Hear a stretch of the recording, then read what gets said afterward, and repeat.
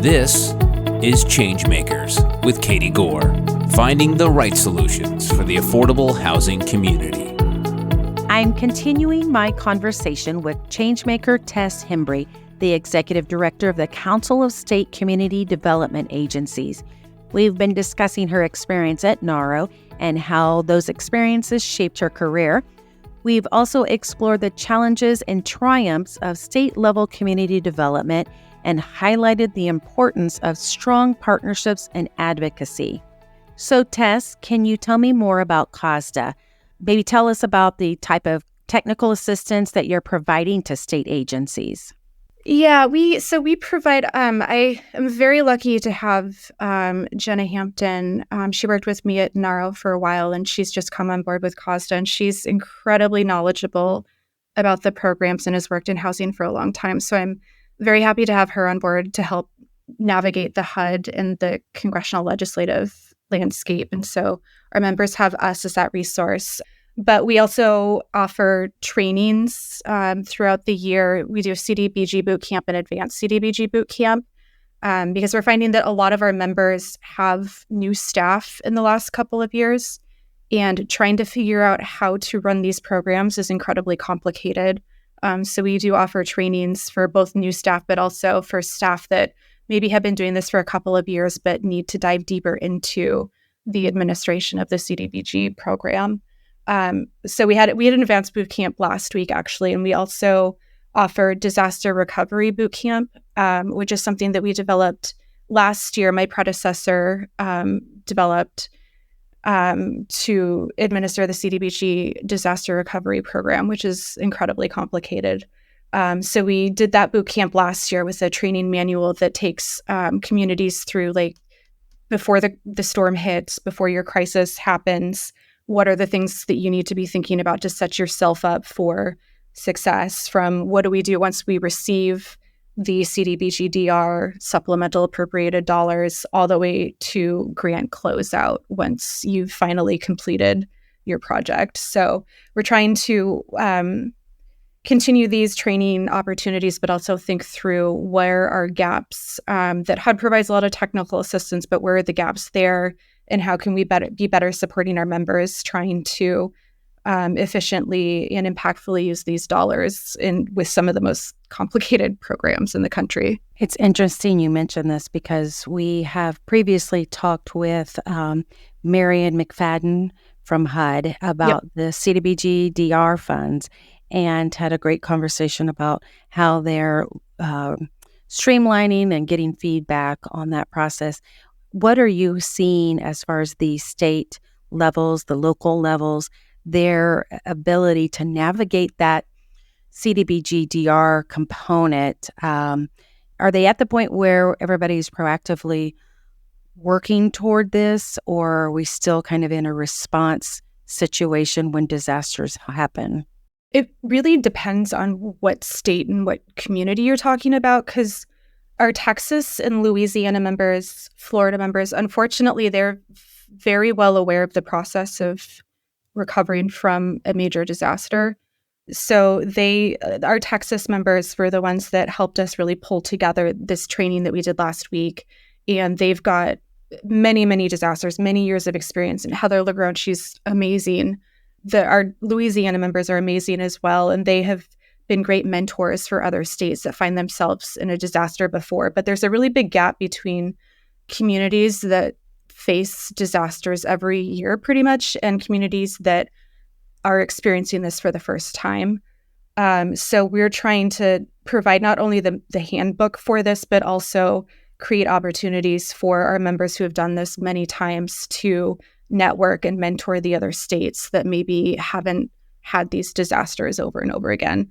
So I think there's a lot of opportunity there to lift up states that all of a sudden, like North Carolina, they've had disasters in the past, but Helene is just unbelievable destruction that, I mean, unless you've had a Katrina or something like that in the past, like you don't know how to even begin to rebuild that. And I think there's a lot we can do as COSCDA to foster those relationships and provide those opportunities so that states that are starting from scratch essentially don't actually have to do that. They've got the support that they need.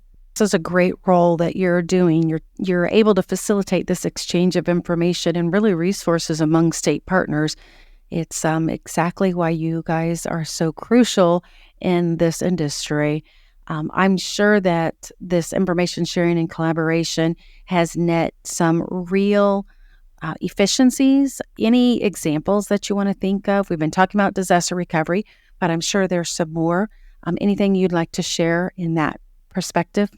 The great thing about COSCDA being a convener of different states, each state has obviously unique needs. Communities want to see federal dollars used in different ways. But the cool thing is we can bring the states together to share what it is they're doing, and it applies differently in each state.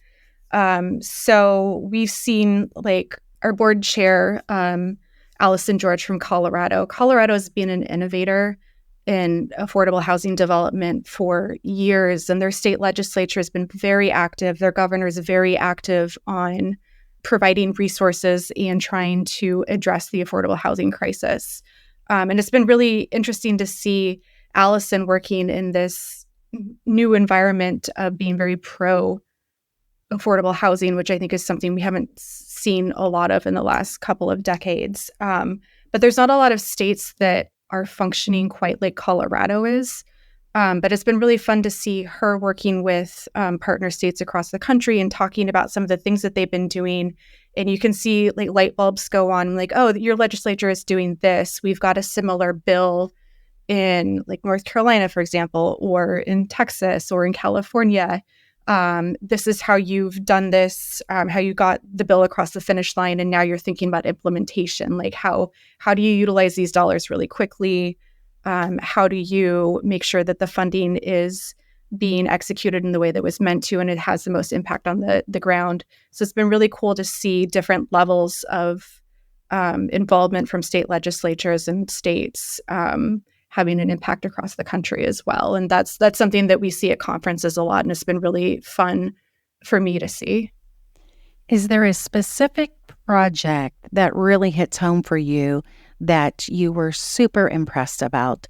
You don't have to necessarily name the name, but if you could describe it, is there something that you would love to see replicated or you were just so impressed by? Yeah, I'll name names.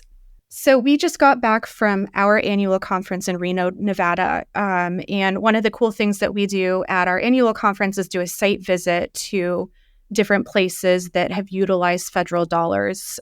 Maybe this one isn't exactly the best example because it's not a non-entitlement. Driving out to a non-entitlement site in Nevada was going to take hours and hours. But so there's the CARES campus. It's a homeless shelter in Reno, Nevada that has just done an amazing job of pulling together different city and state resources on this campus that is just a beautiful site. And it's meeting a lot of different needs of different types of homeless populations. So you walk onto this campus and there's initial intake and there's a cold weather shelter. But then you keep walking and they, during the pandemic, managed to find these huge tents that, calling them tents doesn't quite describe it, but they're more like shelters that have tents as walls. But they did this amazing job of creating this huge space to accommodate a very large number of unhoused individuals that are experiencing the crisis or just need a place to shelter for the night.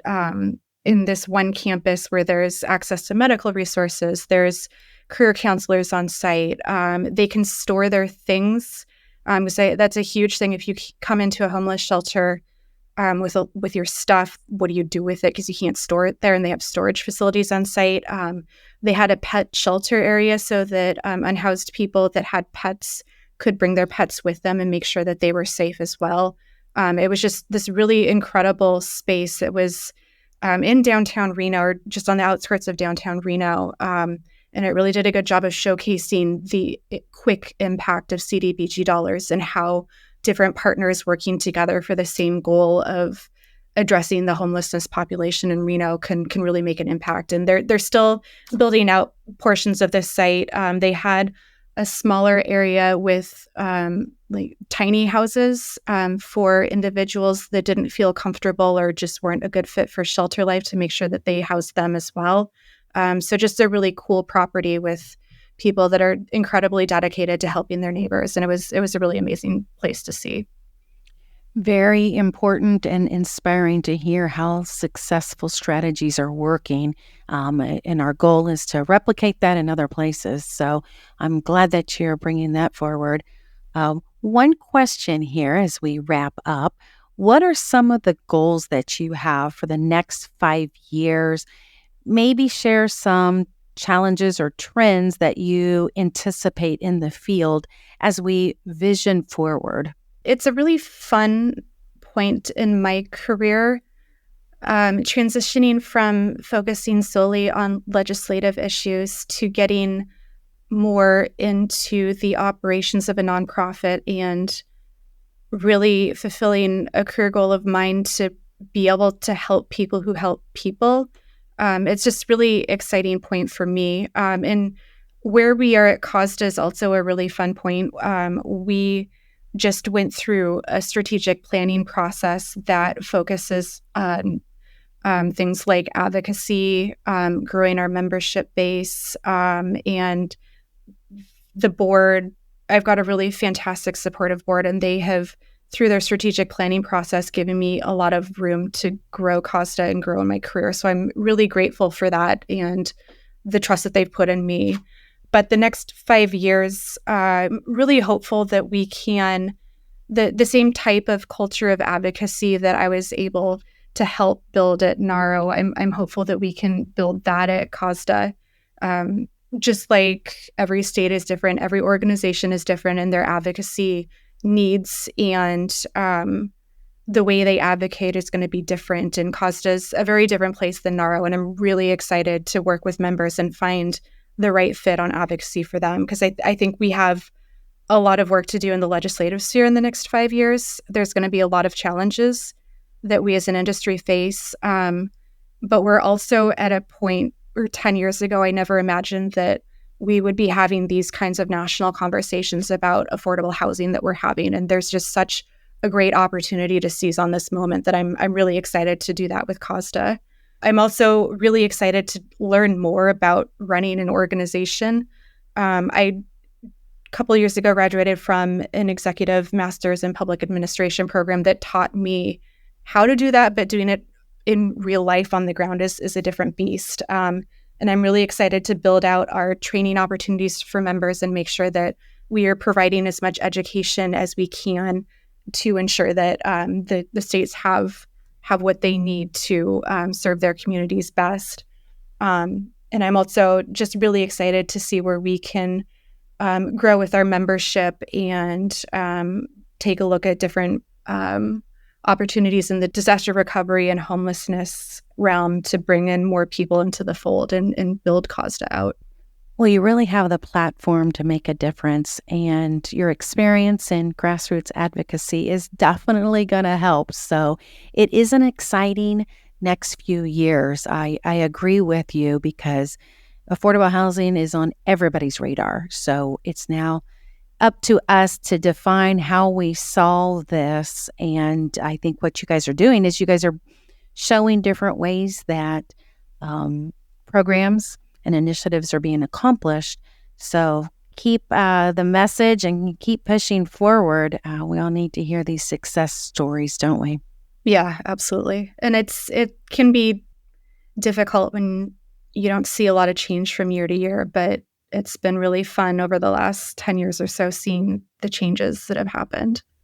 Well, and it's also difficult when all we do is recognize the need, too. So that gets really, really hard. Yeah. When we see the sea of need, but we don't see the sea of ability to execute. So, but we're going to stay encouraged and hope that brings creativity and collaboration. We will stay in the good fight, won't we? Yeah, absolutely. Well, Tess, it has been great talking with you and hearing what the Council of State Community Development Agencies are doing. We are impressed with your leadership, and we know that you are going to do a great job with your efforts at the state level. So thank you for taking the time. Of course. Thanks so much for having me. Thanks for listening to Changemakers with Katie Gore. To find out more about Katie, go to quadel.com. That's QUADEL.com. This has been a production of Forbes Books Radio.